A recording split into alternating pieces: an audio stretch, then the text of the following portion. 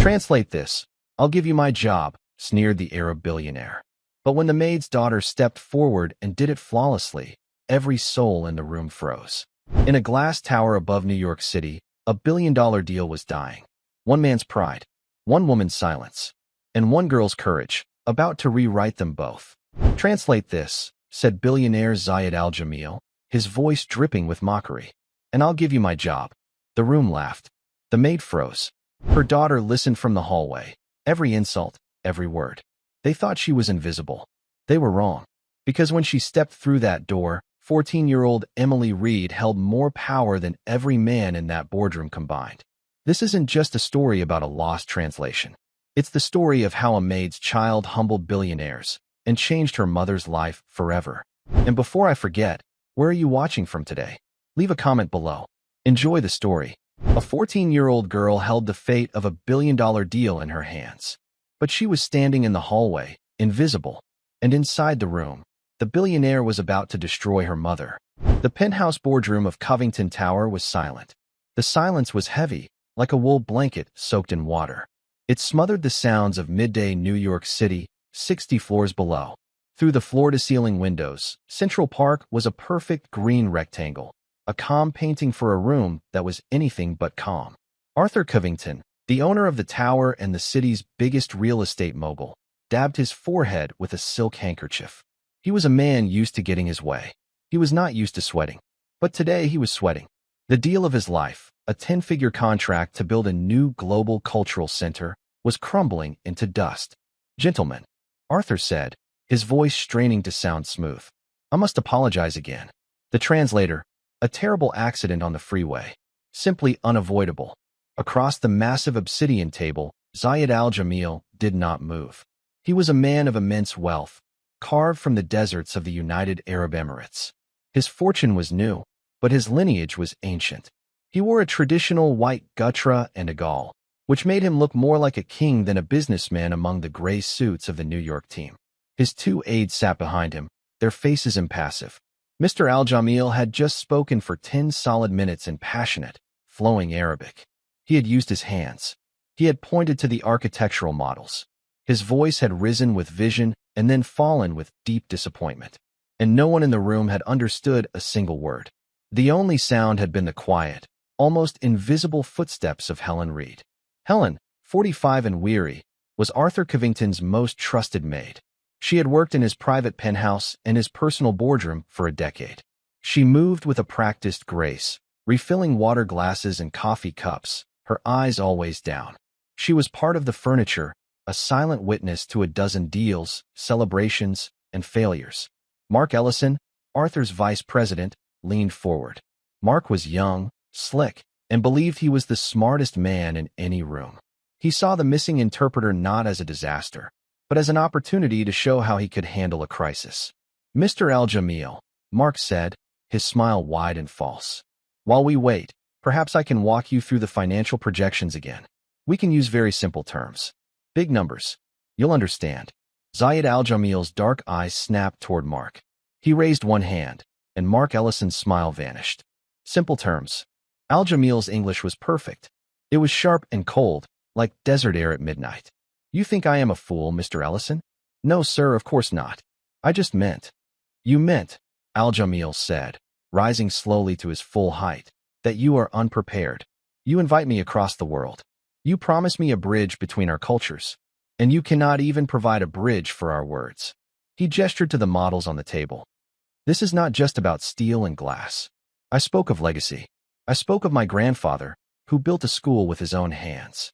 I spoke of art, of history, and you want to show me big numbers." He was angry. His frustration filled the room, pressing down on everyone. He started to pace, his white robes flowing behind him. "This is the problem with your people," he said, his voice rising. "You have no soul. You see a building, I see a story. You see a contract, I see a promise. And you see nothing." His eyes scanned the room, looking for a target for his frustration. He looked at Arthur Covington, sweating in his expensive suit. He looked at Mark Ellison, who now looked like a pale, frightened boy. And then his eyes landed on Helen Reed. She was standing by the coffee service, her hands perfectly still, holding a silver tray. She had been trying to leave the room, to become invisible again, but his tirade had frozen her in place. The billionaire stopped. A strange, cold smile touched his lips. "You," he said, pointing a long finger directly at Helen. Helen's blood ran cold. The entire room, the mogul, the VP, the two aides, all turned to look at her. She was suddenly, horribly visible. "Sir," she whispered. "You have been standing here," Al-Jamil said. "You have been listening. Perhaps you are the expert Mr. Covington has hidden from me. Perhaps you are the brilliant translator." Arthur Covington let out a choked sound. "Mr. Al-Jamil, please. That is Helen. She is staff." Mark Ellison saw his chance. The billionaire was making a joke. Mark could get back in his good graces. He burst into a loud, braying laugh. "That's a good one, sir." Mark chimed in, stepping forward. "Helen? Goodness, no? Helen just keeps the place tidy. Her expertise is in coffee, not contracts. She probably doesn't even have a high school diploma." The words hung in the air, brutal and sharp. Helen felt the blood rush to her face. She felt the sting of tears but refused to let them fall. She had endured so much in this house. She had heard whispered insults. She had been ignored. But this was different. This was public. It was cruel. She looked at her boss, Arthur Covington. He was looking down at his hands, saying nothing. He would not defend her. He needed this deal too much. Al-Jamil watched the exchange. He watched Mark's casual cruelty and Helen's silent humiliation. He found it all deeply distasteful. But he was also a man who tested everyone he met. He pushed people to see where they would break. "You find this funny, Mr. Ellison?" Al-Jamil said, his voice quiet again. "You laugh at her.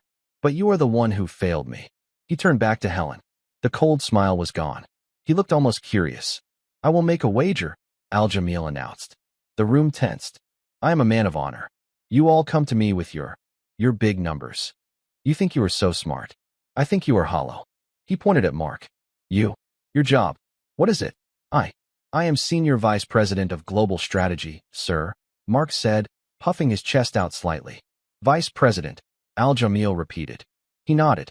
"A very important title." He then turned back to Helen. "Maid. I will make this simple. You." He pointed at her. "Translate one sentence of what I said in my language. 1. Tell me what I spoke of." Helen stared, her heart pounding. "Sir, I cannot. I don't." "Go on, Helen."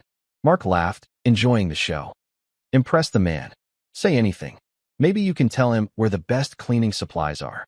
The room filled with laughter again. The other executives, silent until now, joined in. It was a nervous, terrible sound. They were laughing at her to appease the billionaire. Helen Reed lowered her eyes. "I am sorry, sir," she murmured. "I do not understand Arabic." "Of course you don't," Mark said, slapping the table. "What did I tell you? She knows her place. Some people are just meant to serve coffee. And you," Al-Jamil said, his voice suddenly like thunder, "are meant to be silent." Mark's smile froze. Al-Jamil looked at Mark with pure contempt. "You think this is a game. You are weak. You mock this woman, who does her job, while you fail at yours." He looked at Helen. "And you have no dignity.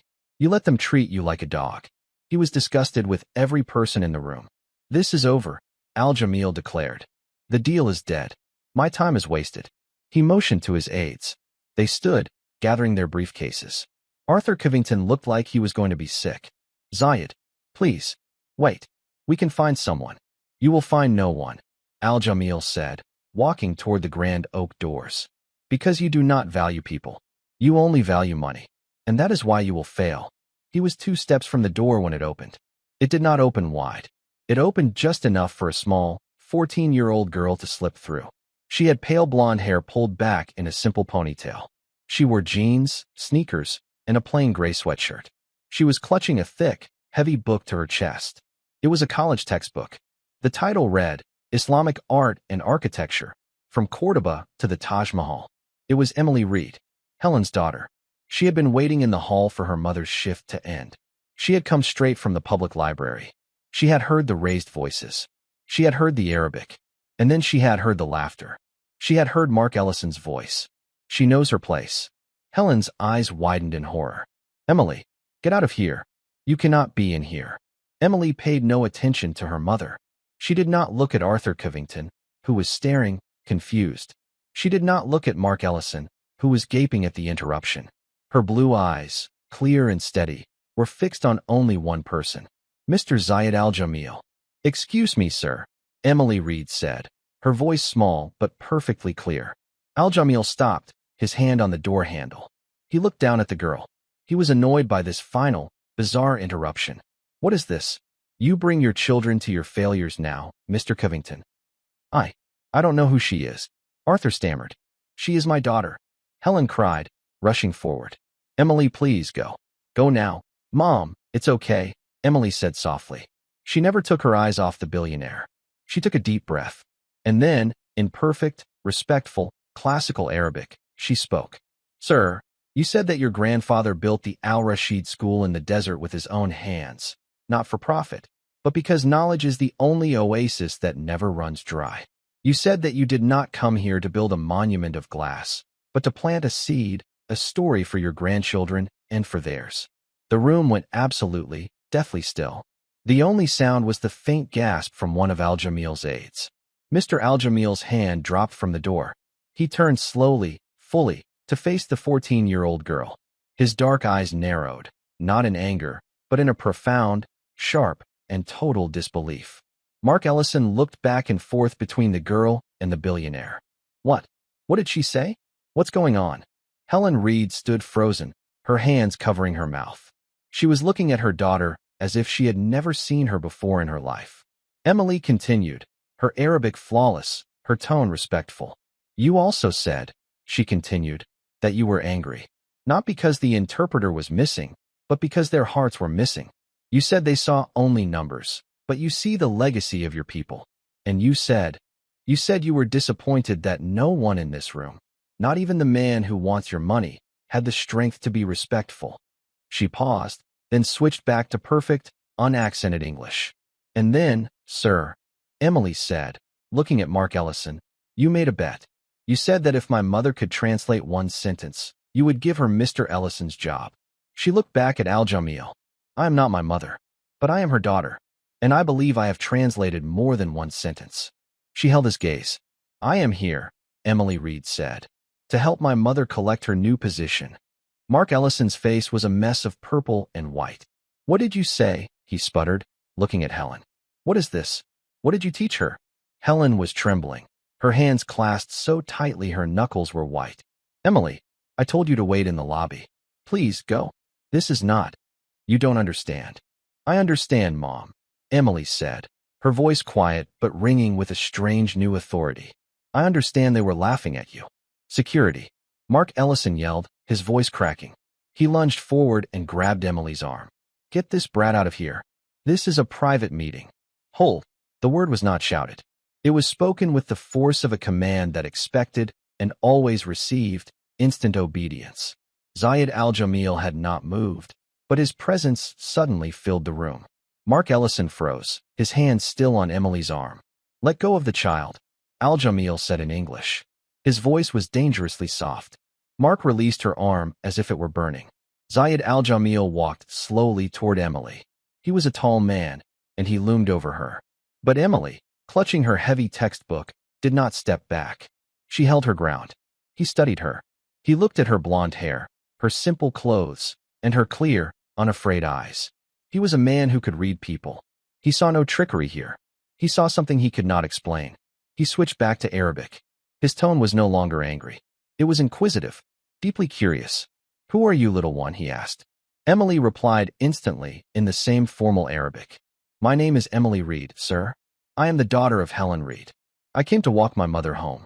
Mark Ellison looked wildly at Arthur Covington. "What are they saying? Arthur, do something." Arthur held up a hand to silence him. The deal was dead. Now, a 14-year-old girl was speaking fluent Arabic to the billionaire who had just killed it. Arthur Covington did not know what this was, but it was something. He would be quiet and watch. Al-Jamil's eyes narrowed slightly. "Your accent. It is clean. It is not from the television. It is not from a school. Where did you learn the language of my grandfather?" "From my great-grandfather, sir," Emily replied in Arabic. "Your great-grandfather?" "Yes, sir. Robert Miller. He was a soldier, and then a diplomat. He served with the British in North Africa during the war. After, he became a scholar. He said that to understand a people, you must understand their poets. He taught me. A flicker of recognition crossed Al-Jamil's face. Robert Miller? The one who wrote The Sands of Wisdom? Emily's eyes widened. You know his book? I read it at university, Al-Jamil said, a strange wonder in his voice. It is a book of great respect. He is your family. He was, Emily said, her voice catching for the first time. She touched the cover of the heavy textbook she was holding. This was his. He passed away 2 months ago. He left me his library. He said books were the only bridge that could never be burned. She looked up at him, and for a second, she was just a 14-year-old girl. I study every day. To honor him. To make him proud. Zayed Al-Jamil was silent for a long moment. He looked at the girl, and then at her mother, who was watching this exchange with a look of pure, terrified bewilderment. So you were in the hallway, Al-Jamil said, piecing it together. You heard my anger. And you understood it. Yes, sir, Emily said. I heard you speak of your grandfather. I heard you speak of legacy. And then you heard them laugh, he finished. Emily nodded. Yes, sir. I heard them mock my mother for not understanding. Helen Reed finally broke. Emily, stop, she whispered, tears streaming down her face. You'll get us fired. We'll lose the apartment. Please, Sonny, just apologize and let's go. Emily turned to her mother. She put her hand on Helen's arm. Mom, did great-grandpa Robert ever teach us to be quiet when we are stepped on? He said dignity is the only thing we own. He said no one can take it unless we give it to them. She turned back to Zayed Al-Jamil. My mother is a good woman, she said in English, her voice now loud enough for the whole room to hear. She has worked for Mr. Covington for 10 years. She has never been late. She has never been sick. She serves coffee and cleans up after men like him. She pointed at Mark Ellison, who treat her like she is invisible. But she is not invisible. This is outrageous. Mark Ellison finally found his voice. Arthur, are you going to let this child speak to me this way? After she spied on a private meeting? Spied. Zayed Al-Jamil's voice cut through Mark's whining. He turned his full attention to the vice president, and all warmth was gone from his face. She did not spy, Mr. Ellison. She listened. Something you failed to do from the moment I arrived. He walked, with a slow, deliberate pace, until he was standing directly in front of Mark. You, he said, called this woman Helen. He looked at Helen, a brief, respectful nod. You said she knows her place. You laughed at her. You turned her service into a humiliation. In my country, to dishonor a person who is serving you is to dishonor your own house. He then turned to Arthur Covington. And you, Mr. Covington, you are the master of this house. You said nothing. You let this man, this boy, poison the air. You let him disrespect his elder. You did this to save a deal. But you do not understand. A man who will not defend the weakest person in his room will never have the strength to be a true partner. He looked from Arthur's pale face to Mark's trembling one. This girl, he said, gesturing to Emily, this daughter of your maid, has more honor, more intelligence, and more legacy in her small body than your entire company. Sir, Arthur Covington said, finally speaking. His voice was hoarse. I apologize for Mark's behavior. It was unprofessional. It was more than unprofessional, Al-Jamil said. It was a failure of character. He looked at Emily. A slow, sharp smile spread across his face. It was the smile of a man who enjoyed the game of life, especially when the board was suddenly and unexpectedly flipped. But a bet was made, he said in English, his voice resonating in the quiet room. I am a man of my word, and I am a man who respects a wager. He looked at Mark Ellison. You wagered your job. A vice president of global strategy. A very important title. That was a joke, Mark said, panic rising in his voice. It was banter. A figure of speech. I didn't mean it. You can't be serious. I am always serious, Al-Jamil said. You publicly wagered your position. You were so certain of your superiority. So certain that this woman, he gestured to Helen, was beneath you. You bet your entire career on her and her family's incompetence. But you, Mr. Ellison, were the incompetent one. You lost. Mark looked desperately at his boss. Arthur, tell him. This is crazy. You can't let him do this. I've worked for you for 8 years. You can't just fire me over a joke. Arthur Covington was a cold man, but he was a practical one. He looked at Mark, his eyes flat. He looked at the deal he had lost. Then he looked at Zayed al-Jamil, who was watching him, waiting. A joke, Mark, Arthur said, his voice quiet. You cost me the biggest contract of my life. You insulted a man worth more than this entire building. You humiliated my staff. And now, you want me to save you? You did this. Not the girl. Not her mother. You. Arthur, no. But, al-Jamil interrupted. He loved the drama. He was in complete control. The bet was not that you would be fired, Mr. Ellison. That is a small, sad thing. The bet was that you would give your job to her. He pointed, not at Emily, at Helen. The room, which had been silent, seemed to fall into a vacuum. Helen Reed, who had been crying quietly, looked up, her face a mask of total, uncomprehending shock. Me? She whispered. Yes, al-Jamil said, smiling. Those were the words. Translate this, and I'll give your mother my job. This young lady, he nodded at Emily, was simply the, how do you say, the attorney? The one who argues the case. This is insane, Mark shrieked. She's a maid. She can't be a vice president. She cleans toilets. Helen flinched as if she had been struck. She can't. Al-Jamil said, his voice dangerously smooth. And why not? Because she serves? Because she works with her hands? My grandfather, the one this brilliant child quoted, was a pearl diver. He worked with his hands. He could not read or write. But he was wiser than any 10 men I have met in this city. He built a legacy. What have you built, Mr. Ellison? A tower of insults. He turned to Arthur Covington. The smile was gone. The test was here. Mr. Covington, Zayed al-Jamil said. Your deal is not dead. It is sleeping. Its future depends entirely on what you do in the next 60 seconds. Arthur looked at Mark, his face contorted in panic and rage. He looked at Helen, who looked like she was about to faint. He looked at Emily, who stood, straight and proud, her great-grandfather's book held against her chest like a shield. And he looked at the 10-figure contract, sitting on the table like a life raft. Mr. al-Jamil, Arthur said, his voice shaking. This is highly irregular.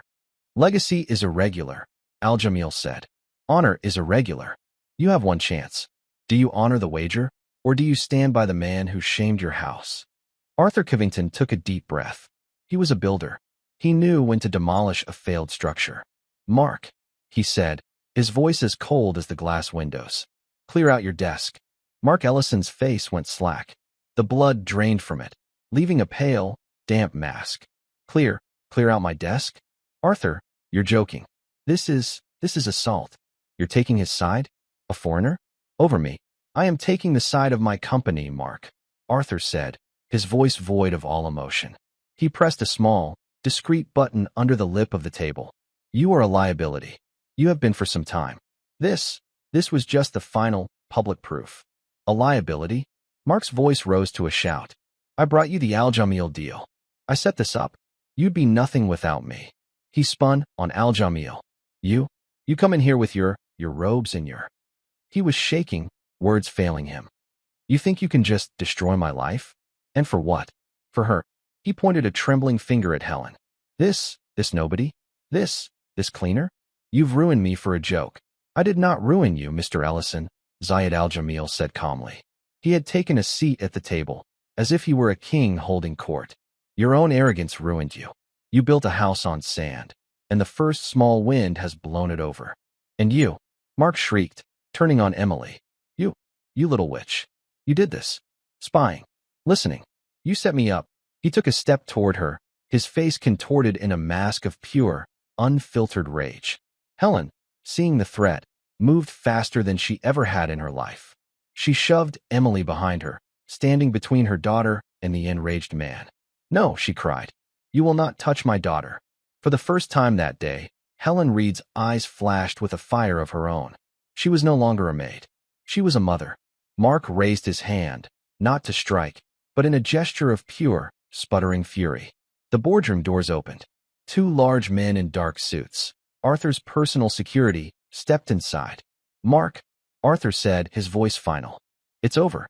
These gentlemen will escort you to your office. You will pack your personal items. You will be out of this building in 10 minutes. You can't do this.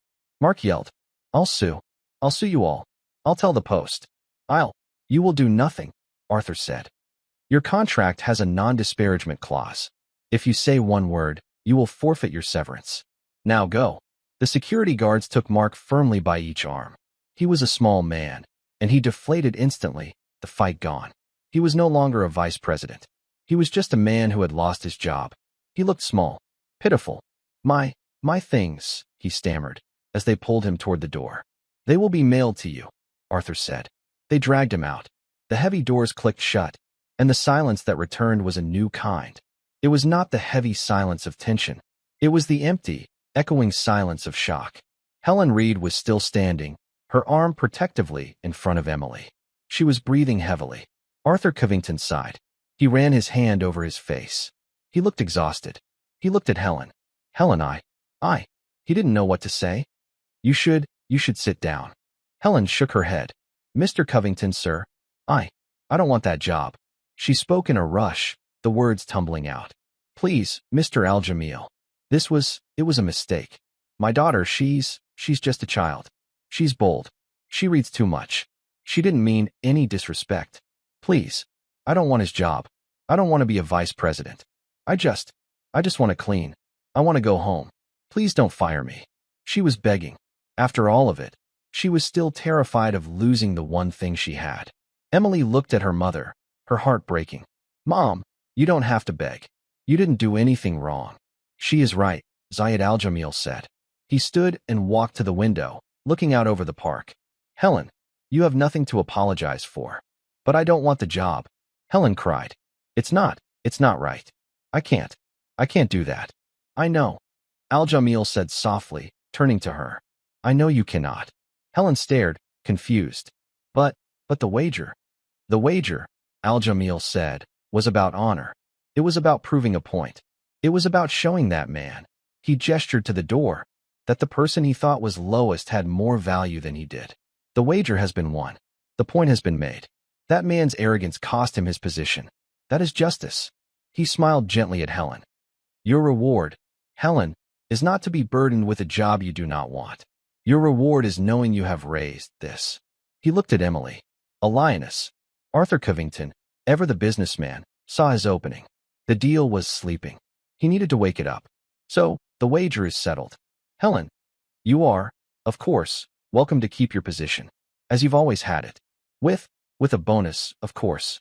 A significant bonus for this distress. A bonus."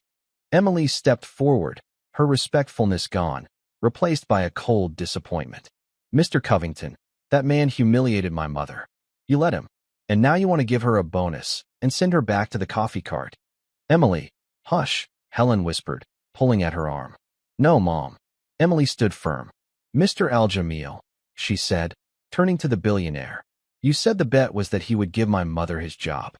That means his office, his salary, his everything. She may not want the job, but she won it.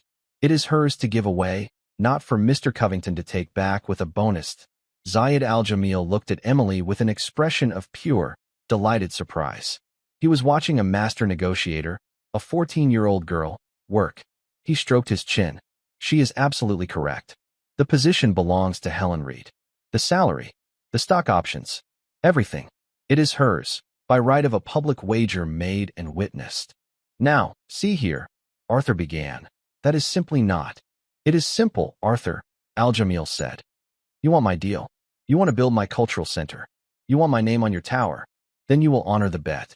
Fully. Helen Reed is now your senior vice president of global strategy. That is the first step." Helen looked like she was going to faint. "Sir, I'll resign. I resign." "Of course you will," Al-Jamil said, patting the air. "But not yet. You will first negotiate." He looked at Arthur. "Your new vice president, Helen Reed, has a request. She has a term of her resignation." Arthur Covington finally understood. This was not about Helen. It never was. This was about something else entirely. He looked at Zayed. He looked at Helen. And then, he looked at Emily. What is the term?" Arthur asked, his voice wary. Emily spoke. "My mother has worked for you for 10 years, Mr. Covington. She has a bad back. Her feet hurt.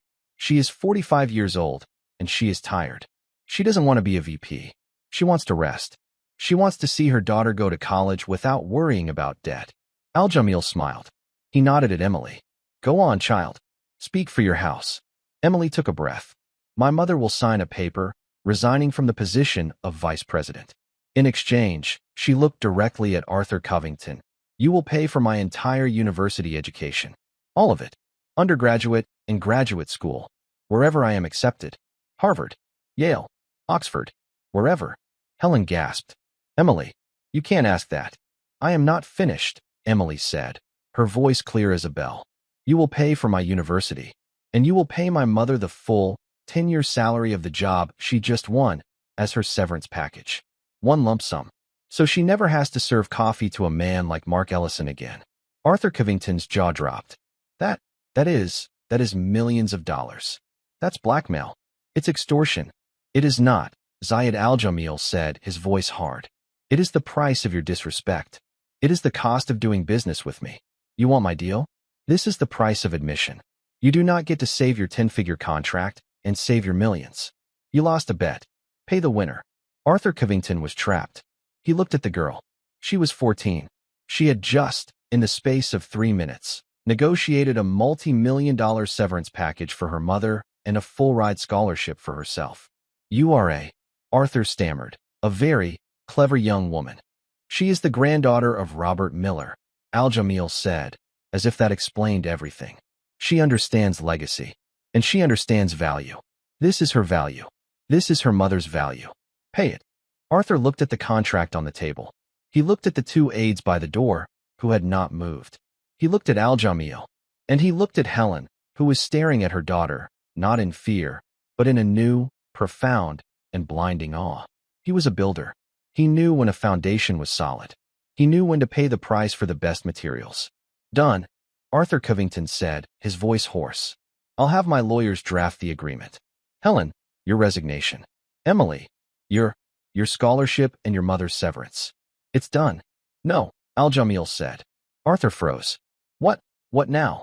We do not need your lawyers, Al-Jamil said. Their job is to twist words. I am a man of the desert. We make a deal with a handshake. And I do not trust your handshake, Mr. Covington. I trust hers. He looked at Emily. I have a condition of my own, Al-Jamil said. For the deal? For the cultural center. Anything, Zayed. Arthur said, desperate. My deal? Our partnership will have an overseer. A consultant. Someone who will ensure that the soul of the project is not lost. Someone who will ensure that the legacy I spoke of is respected. Someone who will bridge our cultures, as you failed to do. A consultant, Arthur said, relieved. Yes, of course. We can hire anyone. The best in the world. I have already chosen, Al-Jamil said. You will pay for her education. That is good. But her education must not be hollow. It must be real. She will learn from me. From my people. From my business. He looked at Emily. I am not offering you a job, little one. I am offering you an apprenticeship. You will be my personal consultant on this project. You will work with me. You will travel with me and my family, as your studies permit. You will be the bridge. You will be the translator, not just of words, but of ideas. I will pay you for this service. And I will teach you what your great-grandfather knew. He turned to Arthur. And that, Mr. Covington, is my final term. The girl. She is the key. Do you accept? Arthur Covington looked at the 14-year-old girl in the gray sweatshirt. She was the gatekeeper to the biggest deal of his life. Miss Reed, Arthur Covington said, his voice cracking. Do you accept? Emily looked at her mother. Helen, her face stained with tears, nodded. It was a nod of fear, of shock, but also of incredible, earth-shattering pride. Emily turned back to the 2 most powerful men in the room. I accept, Emily Reed said. On one condition. Al-Jamil actually laughed, a short, sharp bark of surprise. She has more. Just one, Emily said. Mr. Covington, I want you to apologize. Apologize? Arthur said, confused. I just gave you. Not to me, Emily said. To her. She pointed at her mother. I want you to apologize to my mother. For the 10 years you let men like Mr. Ellison treat her like she was invisible. For not defending her. Zayed Al-Jamil held his breath. This was the true test. Arthur Covington, the billionaire mogul, stood in his own boardroom. He was being dressed down by his maid's daughter, and the deal of his life hung on his next words. He turned. He faced Helen Reed. He bowed his head. Helen, Arthur Covington said, his voice low. I am deeply sorry. For my silence. It will not happen again. You are a woman of great dignity. And you have an extraordinary daughter. I apologize. Helen Reed looked at her boss. And, for the first time, she did not look down. She just nodded. Thank you, Mr. Covington. Emily smiled. Then the deal is done. Zayed al-Jamil's 2 aides, who had been statues of perfect composure, finally moved. One of them, a younger man named Khalid, stepped forward and bowed slightly to Emily. He spoke in Arabic. Little master, he said, his voice full of respect. That was a lesson in negotiation I have not seen, even in the souks of Marrakesh. Your great-grandfather would be very proud. Emily blushed, the 14-year-old girl returning for a moment. Thank you, sir, she replied in Arabic. Arthur Covington cleared his throat. The tension was gone, replaced by the awkward, buzzing energy of a crisis that had, impossibly, turned into a victory. He was still processing the numbers. He had just paid millions to save billions. It was a good deal. It was a great deal. Well, Arthur said, smoothing his tie. He was all business again. Zayed, my friend. We have a cultural center to build. We do, Al-Jamil said. He looked at his watch. My team will stay. They will finalize the preliminary contract with your team. The one we discussed. No changes. Of course, Arthur said, snapping his fingers. His own executives, who had been silent observers, jumped to attention, relieved to be back on solid ground. Gentlemen, please escort Mr. Al-Jamil's aides to the South Conference Room. Get them anything they need. The aides bowed to Al-Jamil and left, followed by Arthur's team. Soon, the room was empty, save for Arthur, Zayed, Helen, and Emily. Arthur looked at Helen. It was the first time he had ever truly looked at her. Helen, he said, his voice quiet. The paperwork for your severance and for Emily's scholarship fund will be drawn up by my personal accountant. It will be on your kitchen table by tomorrow morning. You have my word. Thank you, Mr. Covington, Helen said. She was still trembling, but her voice was steady. And Helen, Arthur added, you do not need to, finish your shift. You can go home. Now. Yes, sir. I know. She looked down at her simple uniform. The blue apron. The comfortable, worn-out black shoes. She had put this on at 5 o'clock this morning, her back already aching. She felt a sudden, powerful urge to tear it off. But she didn't. She just unfastened the apron, folded it slowly, and placed it on the coffee service cart. She was done. Good, Arthur said, nodding. He looked at Emily. Miss Reed. I will see you soon, I expect. You will, Mr. Covington, Emily said. Zayed, Arthur said, offering a hand. Al-Jamil took it. Arthur, you are a wise man. You bent. That is why you will not break. We will build a great thing. Thank you, Zayed. Arthur Covington, the mogul, nodded once to the former maid and her daughter, and then left the boardroom. He needed a drink. Now, only the 3 of them remained. Zayed, Helen, and Emily. The billionaire looked at Helen. He saw the shock. He saw the exhaustion. He saw the terror of a life that had just been completely rewritten. Helen, he said, his voice now gentle. It was the voice of a grandfather, not a tycoon. You have had a difficult day. Yes, sir, she whispered. You should not go home on the bus. The subway. It is not fitting. Sir, we are fine. We always. No, Al-Jamil said, with a quiet finality. Today is not always. Today is the first day. My personal car is downstairs. My driver, Rashid, will take you home. He turned to Emily. And you, young scholar. Your apprenticeship begins not tomorrow. It begins now. Sir, a consultant must have the tools of her trade, he said. He reached into his robes and pulled out a slim, expensive cell phone. This is for you. It is a direct line to my office. My assistant, Amira, will be in touch. She will arrange your travel documents. Emily looked at the phone. It was sleek and black and worth more than their rent for 6 months. I cannot accept this, sir, Emily said. It is not a gift, Al-Jamil said sternly. It is equipment. You are on my payroll now. I pay you to be available. I pay you to study hard. I pay you to continue to be the granddaughter of Robert Miller. Do you understand? Emily looked at him. She saw the test. Yes, sir. I understand. It is equipment. Good. He smiled. He then offered his arm, not in a romantic way, but in the old-fashioned, courtly way a gentleman offers to escort a lady. He offered it to Helen. Helen looked at his arm, covered in the fine white fabric of his dishdasha. She looked at her own hands, red and rough from a lifetime of cleaning. Sir, Helen, he said softly. You are the mother of my most valuable consultant. You are a woman of great dignity. Please, allow me. Slowly, her hand shaking, Helen Reed took the arm of the Arab billionaire. Zayed al-Jamil walked them out of the boardroom, past the shocked secretaries and the silent executives. He walked them to his private elevator. They descended 60 floors in total silence. When the doors opened, they were in the grand marble lobby. The doorman rushed to open the door. A long, black Rolls-Royce was waiting at the curb. Zayed did not let go of Helen's arm until he had personally handed her into the plush back seat. Emily slipped in beside her. Rashid, Al-Jamil said to his driver. Take them home. Safely. Yes, Sayyidi, the driver said.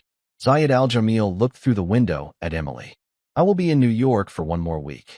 I will see you before I leave. Study hard, young scholar. Yes, sir, Emily said. The heavy door shut with a solid, expensive thunk. The car pulled away from the curb, silent as a ghost.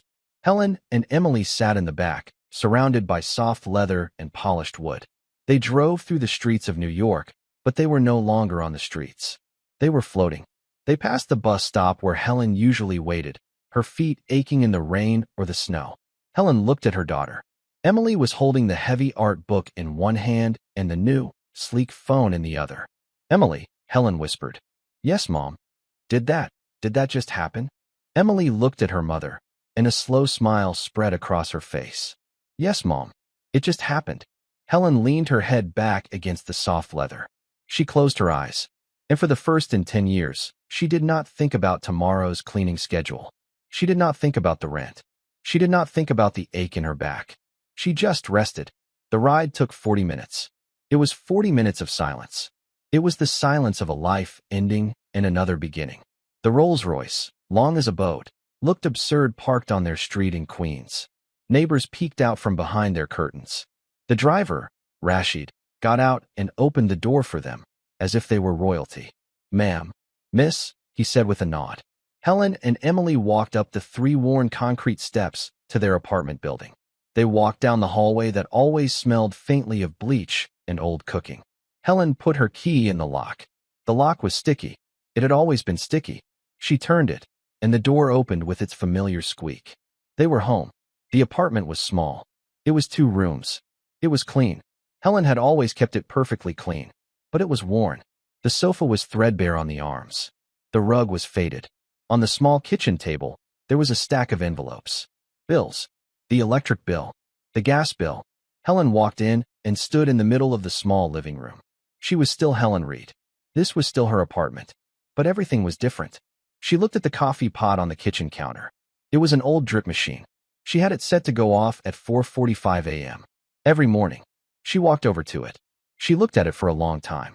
Then, she reached out and unplugged it from the wall. She turned to Emily, who had been watching her. A single tear traced a line down Helen's cheek. It was not a tear of sadness. It was a tear of release. I don't have to make coffee tomorrow, she whispered. No, Mom. You don't, Emily said, her own voice thick. Helen sat down on the old sofa. She didn't just sit. She collapsed. The weight of 10 years, of 20 years, of a lifetime of hard work, settled on her.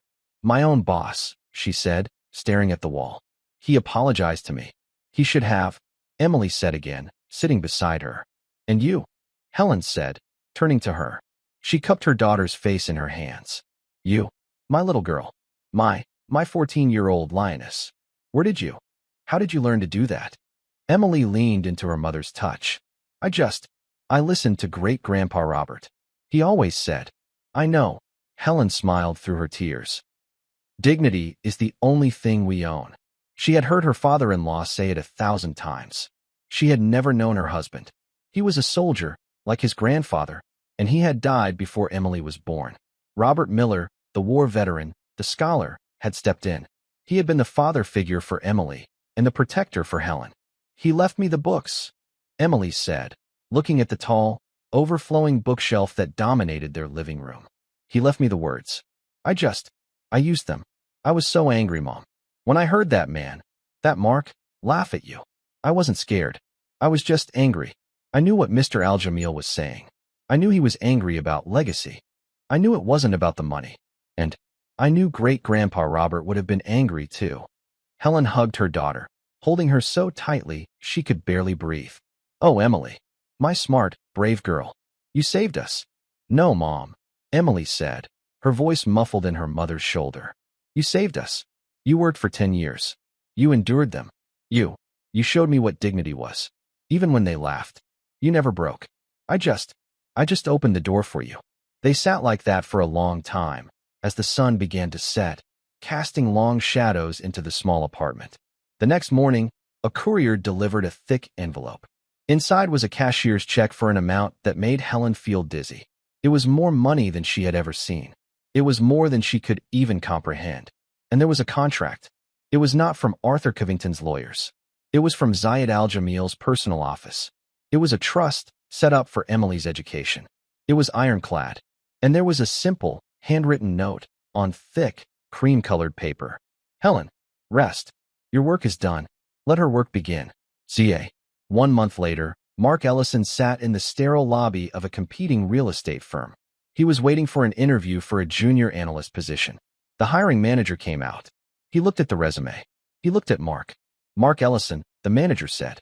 You worked for Arthur Covington. Yes, sir, Mark said, trying to summon his old, slick confidence. I was senior vice president. I sourced the Al-Jamil deal. It was funny, the manager said, his face unsmiling. I heard a different story. I heard a 14-year-old girl sourced that deal. I heard she got you fired for making fun of her mother. The story had become legend. It was the talk of every boardroom in New York. Mark's face turned red. That's a lie. It's a distortion. Is it? The manager said. We value respect. Here, Mr. Ellison. We can't have people on our team who are liabilities. I'm sorry. The position has been filled. Mark sat, stunned. He watched the manager walk away. He was not just unemployed. He was a punchline. He was irrelevant.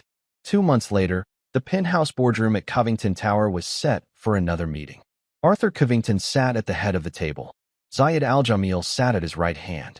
The room was filled with architects and engineers looking at new models. The south entrance, Arthur said. Zayed, I think we should use Italian marble. A moment, Al-Jamil said. He looked to the end of the table. Miss Reed, what does our consultant think? Emily Reed sat at the table. She was no longer in a gray sweatshirt. She wore a simple, professional blue dress. She was still 14, but her eyes were steady. She looked at the plans. Mr. Al-Jamil, she said, her voice clear and confident. You said you wanted this to be a bridge. Italian marble is beautiful, but it is just another New York building. The entrance to the cultural center, perhaps it should be Omani limestone. It's what your grandfather used to build his school. It would tell the story. It would be a piece of your legacy. Zayed Al-Jamil looked at Arthur Covington. He smiled. Omani limestone. An excellent idea. Arthur Covington looked at Emily. He nodded. An excellent idea, Miss Reed. Make it so. That evening, Helen Reed sat on the small balcony of her new, comfortable apartment. It was not a penthouse. It was just a nice place, with a small garden. She was reading a book. Not a library book. A new book, from a store. Her new phone rang. It was Emily, calling from Dubai. She was there for 2 weeks on her spring break, working with Al-Jamil. Hi, Mom. Hi, Sonny, Helen said, smiling. How is it? Is it warm? It's very warm, Mom. You should see the desert. It's like great-grandpa Robert wrote. It's beautiful. I miss you. I miss you too, baby, Helen said. Are you being good? I'm trying, Emily laughed. Mr. Al-Jamil said I'm a harder negotiator than he is. I believe it, Helen said. You come by that honestly. Now, you study. But you be safe. I will, Mom. I love you. I love you too. Helen hung up. She looked out over the small garden. A billionaire had wagered a job, thinking he was mocking a maid. He thought he was testing her. But he was wrong. He was testing the legacy of a soldier. He was challenging the mind of a scholar. And he was betting against the heart of a daughter who would not, under any circumstances, let her mother be invisible. Helen Reed smiled and turned the page in her book. And that's where we'll end the story for now. Whenever I share one of these, I hope it gives you a chance to step out of the everyday and just drift for a bit. I'd love to know what you were doing while listening. Maybe relaxing after work, on a late-night drive, or just winding down. Drop a line in the comments. I really do read them all. And if you want to make sure we cross paths again, hitting like and subscribing makes a huge difference. We are always trying to improve our stories, so feel free to also drop your feedback in the comment section below. Thanks for spending this time with me.